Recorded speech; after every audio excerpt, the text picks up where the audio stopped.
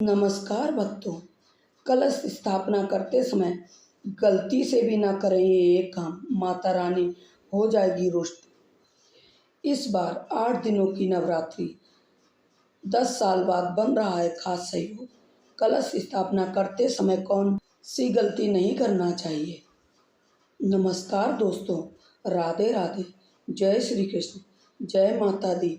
दोस्तों, चैत्र शुक्ल प्रतिपदा से नवरात्र की शुरुआत हो रही है। 30 मार्च को शुरू होने वाले चैत्र नवरात्र व हिंदू नववर्ष के राजा और मंत्री सूर्य हैं। यह संयोग 10 साल बाद बन रहा है। काशी में चैत्र नवरात्र में 9 दुर्गा और 9 गौरी की पूजा का विधान है। माँ दुर्गा के 9 रूपों का पूजन और आराधना शुरू होगी। पंचमी तिथि का लोप होने के कारण इस बार नवरात्र 9 दिन की जगह 8 दिन का होगा। ज्योतिषाचार्य ने बताया कि चैत्र शुक्ल प्रतिपदा से नवरात्र की शुरुआत होगी।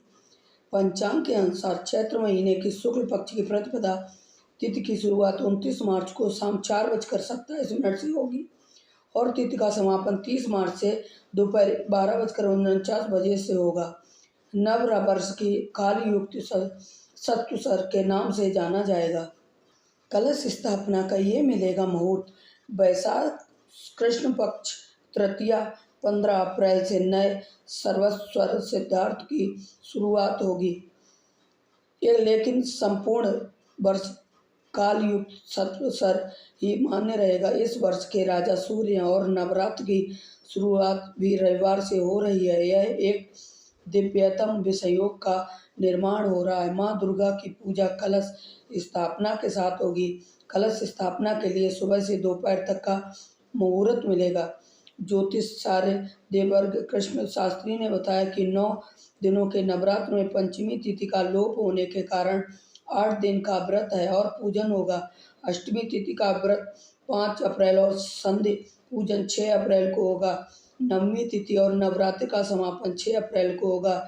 श्री राम जन्मोत्सव भी 6 अप्रैल को मनाया जाएगा। इस पक्ष में पंचमी तिथि की हानि होने से यह पक्ष 14 दिन का ही रहेगा। माता का आगमन और गमन हाथी पर होने के कारण यह नवरात्रि सुफल देने वाली रहेगी। घर परिवार में सुख शांति बनी रहेगी। धार्मिक मान्यताओं के अनुसार इस दिन ब्रह्मा जी ने सृष्टि की रचना की थी। इसी दिन मर्यादा पुरुषोत्तम भगवान श्री राम और धर्मराज युधिष्ठिर का राज्याभिषेक हुआ था। नवरात्रि के 9 दिनों के दौरान माता दुर्गा की पूजा करने के साथ व्रत रखा जाता है। हालांकि नवरात्र की पूजा तभी पूरी होती है जब इस दौरान घर में अखंड ज्योति और कलश स्थापना की जाती है। इन 9 दिनों के दौरान घर में हर समय अखंड ज्योति जले रहना शुभ है। इसके अलावा नवरात्र के पहले दिन घर में इस घट स्थापना की जाती है। कलश स्थापना के दौरान और उसके बाद 9 दिनों तक कुछ नियमों का पालन करना जरूरी होता है, नहीं तो पूजा को अधूरा माना जाता है और माता दुर्गा का भी आशीर्वाद नहीं मिलता है। चलिए विस्तार से जानते हैं घट स्थापना के अहम नियमों के बारे में। चैत्र नवरात्र कलश स्थापना मुहूर्त 2025। कलश स्थापना नवरात्र की पूजा का एक महत्वपूर्ण हिस्सा होता है। इस दौरान विशेष मुहूर्त में कलश स्थापना करने से माँ दुर्गा की कृपा बनी प्राप्त होती है। 2025 में कलश स्थापना के लिए निम्नलिखित मुहूर्त हैं। पहला मुहूर्त 30 मार्च 2025 सुबह 6:13 से 10:22 तक। दूसरा मुहूर्त अभिजीत मुहूर्त 30 मार्च 2025 दोपहर 12:01 से 12:50 तक। इन मुहूर्तों में कलश स्थापना करना अत्यंत फलदायी माना जाता है। कलश स्थापना के अहम नियम। कलश स्थापना के लिए आप जिस घट का इस्तेमाल कर रहे हैं वो गंदा नहीं होना चाहिए। घट में मिट्टी और गंदा पानी ना भरें। इसके अलावा पूजा के लिए खंडित घट का इस्तेमाल भी नहीं करना चाहिए। कलश को यदि एक बार स्थापित कर दिया तो उसे नवरात्र के 9 दिनों के दौरान गलती से भी ना हिलाएं, इससे आपको पाप लग सकता है। इसके अलावा घट को अपवित्र हाथों से छूना भी नहीं चाहिए। जिस जगह पर कलश को स्थापित किया हो वो शुद्ध होनी चाहिए। कलश के आसपास वाली जगह को भी साफ रखें। बाथरूम और शौचालय के आसपास कलश स्थापित नहीं करना चाहिए। यदि आपने अपने ही घर में कलश की स्थापना की है तो इन 9 दिनों के दौरान घर को अकेला ना छोड़े। धार्मिक मान्यता के अनुसार घर को सूना छोड़ने से देवी नाराज हो सकती हैं।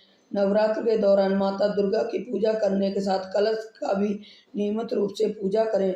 9 दिन बाद कलश के में मौजूद सामग्री को विधिपूर्वक किसी नदी में प्रवाहित कर दें। इसके बाद ही नवरात्र की पूजा को पूर्ण माना जाता है। कलश स्थापना करते समय ना करें ये गलतियाँ। कलश को स्थापित करने की सही दिशा उत्तर पूर्व यानी ईशान कोण है। इसी दिशा में आपको घट स्थापित करना चाहिए। ऐसा कलश ऐसा कलश ना लाएं जो किसी भी प्रकार से खंडित हो। कलश स्थापना में गंदे पानी का प्रयोग ना करें। मिट्टी भी सही स्थान से लेकर एक बार जिस स्थान पर घट स्थापित कर दिया उसके बाद उसे हटाएं नहीं, ना ही 9 दिनों तक इसको हिलाएं। घर में अगर आपने घट स्थापित किया है और 9 दिनों तक व्रत रखने वाले हैं तो गलती से भी दिन में ना सोएं। दिन के समय सोने की बजाय आपको भजन कीर्तन करना चाहिए। कलश स्थापना करने के बाद इन बातों का रखें ख्याल। अगर आपने घर में कलश स्थापित कर लिया है तो उसके बाद घर को सूना नहीं छोड़कर नहीं जाना चाहिए। घट स्थापना करने के बाद घर का कोई न कोई सदस्य घर में होना चाहिए। नवरात्र के 9 दिनों तक नियमित रूप से घट की पूजा करनी चाहिए।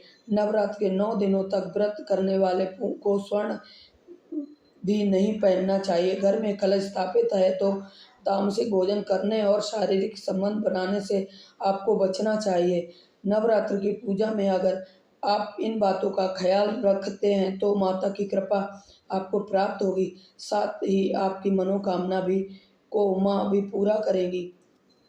कलश स्थापना के दौरान करने इन मंत्रों का जाप। घट स्थापित करते समय आपको जिन मंत्रों का जाप करना चाहिए वो नीचे दिए गए हैं। ध्यान से सुनिए। ओम धान्यमसि धनुहि देवानि प्राणायाम त्योदनाय त्वनाय त्वया दीर्घान्मनु प्रसाद्यमायुषधा देवो वा स्वतः हिरणाय पाणि प्रति गर्भश्चरणे प्राणानि चक्षेनु च महीनो प्रयं ओम स्थापयाम पूजा मम पूजा ग्रहणाम। कलश स्थापना विधि और सामग्री। कलश स्थापित करने के लिए आपके पास मिट्टी या तांबे का एक कलश होना चाहिए। इसके नीचे एक पात्र में मिट्टी रखकर उसके ऊपर कलश को स्थापित किया जाता है। इसके साथ ही आम के पत्ते, जौ, सिंदूर, जल, जौ, सिक्का, लाल चुनरी, कलावा, मिट्टी। कलश स्थापित करने से पहले आपके पास होना चाहिए। कलश स्थापित करते समय सबसे पहले थाली या थाली नुमा किसी बर्तन में मिट्टी आपको रखनी चाहिए और इसमें जौ डाल देने चाहिए। इस पात्र के मध्य में पानी से भरे कलश को आपको रखना चाहिए। कलश में अक्षत, सुपारी, इलायची और सिक्का आपको डालना चाहिए।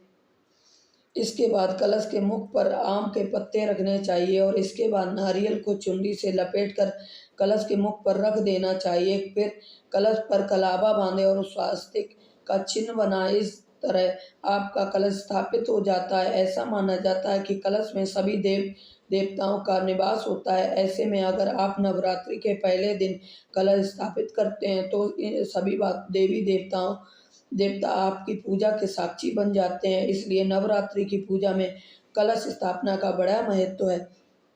माता का श्रृंगार सामग्री। माता के श्रृंगार के लिए आपको बिंदी, मेहंदी, सिंदूर, लाल चूड़ी, लाल चुनरी, बिछिया, माला, नाक की नथ, काजल, मेहंदी, नेल पॉलिश, लिपस्टिक, इत्र, पायल आदि चीज़ें पूजा स्थल पर रखनी चाहिए। नवरात्र के दौरान माता को श्रृंगार सामग्री अर्पित करने से वैवाहिक जीवन में अच्छे बदलाव आते हैं। साथ ही अविवाहितों का योग जीवन साथी की प्राप्ति होती है।